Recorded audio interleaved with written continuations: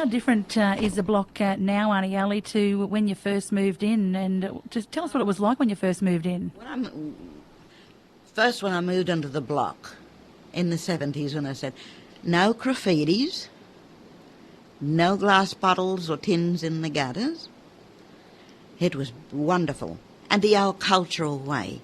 Little ones would come around to me and say, Auntie Ali, my mum said, have you got a needle and cotton, please, you know? And also, you know, or a mug of sugar, you know. White people say cup of sugar, you know. But our little ones, you know, a mug of sugar, you know, have a big mug there in front of them. And it was like that, the old cultural ways in those days, in the late 70s. It was really good. And then people on the block, if anything happens there, it's marvellous how people come together, like when everybody thought they were going to all go and leave the block, the community. Now people came together. You know, it thinned out the people, but when that happened, how they all came together as one people, one body on that block to support one another and say, we want to stay here, you know. This is our home.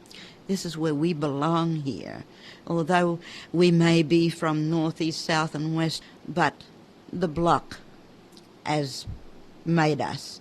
The block as we buried ourselves, like as a seed in the block, and we blossomed here, we bloomed here in the block. And that's the way how we feel. They'd come together every time. Why did you come to the block in the first place, Aunt? Because you're not from the block, eh? No. There was a church going on the block. A young couple at that time, Ray and Malvina Welsh. And so they were just getting their church starting. So they asked me to come along, you know. They met me up in Newtown doing shopping, and they said, oh, we have a church, trying to build a church up in Lewis Street in the Redfern Aboriginal community. Would you like to come along and support us? Yes. So it started from there. I started going to church there. And who was going to church as well was Mickey Mundine. And he was listening to my testimony. How I was, me and the old fellow the kids was battling.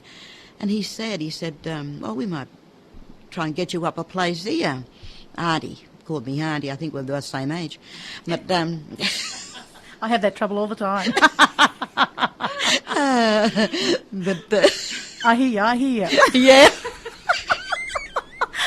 Oh, dear. But anyway, anyways, he said, you know, we'll have a place here. So, and I said, oh, that'd be really great. He said, anyways, I went home, sitting around the dinner table this evening then. And, oh, that's right, he said, Art, we've got you a place.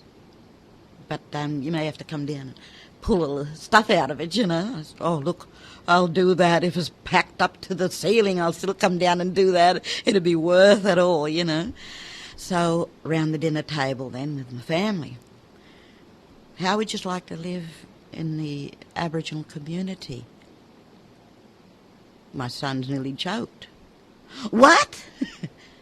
I said, how would you like to live down there in Redfern?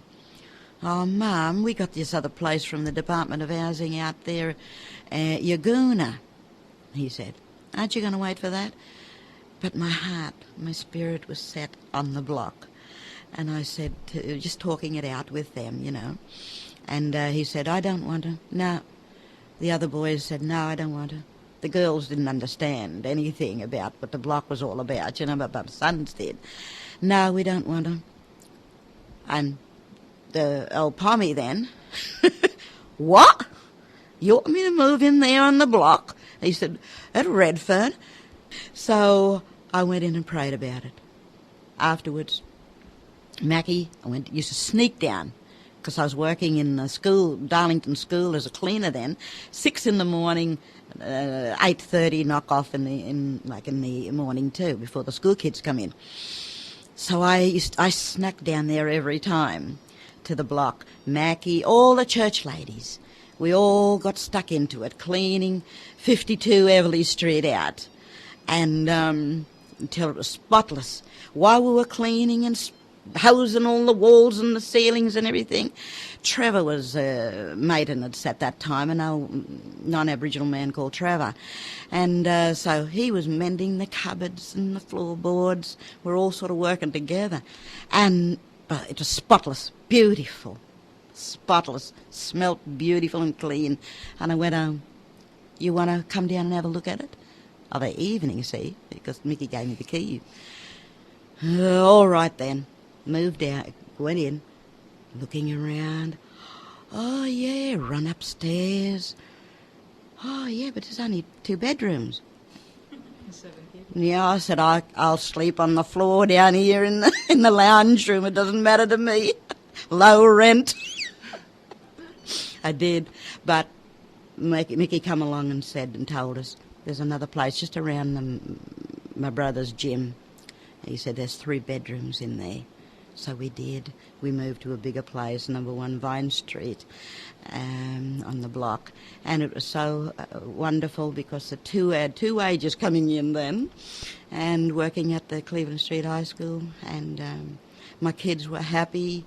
My boys, after saying they didn't want to, all the friends, and they got involved with the football. So they were all in the Redfern All Blacks, playing in that. So they enjoyed it after they originally not wanting enjoyed to it. go. I still got one 42-year-old still in Vine Street there. Can't from the age of 18. Can't get them out, bless. Can't get them out.